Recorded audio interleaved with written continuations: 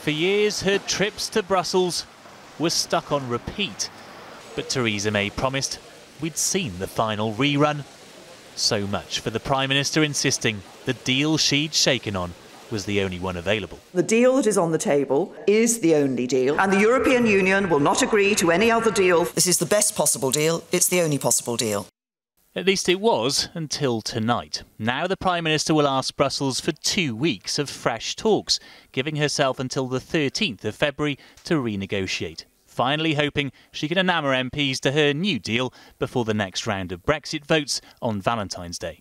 If she can secure these discreet, modest, eminently reasonable changes, a deal can pass Parliament. And that's important for, I think, the public to see here, but even more importantly, a message to our EU negotiators abroad. He's among those backing a new plan, that's Plan C, that could unite the Conservative Party, replacing the current backstop agreed with the EU with what they call a free trade agreement and new technology to avoid checks on the Irish border, while the transition period would be extended to December 2021 to give time to secure a full trade deal. The EU has been explicit it will not run with any of these backstop options that you put forward, so why would they change their minds?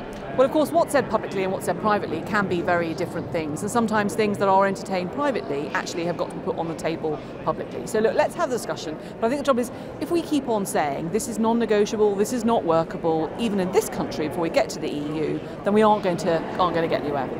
But already the EU's lined up to say no, including the French president, who insisted tonight the agreement which was negotiated between the EU and the UK is one of the best, and it is not renegotiable.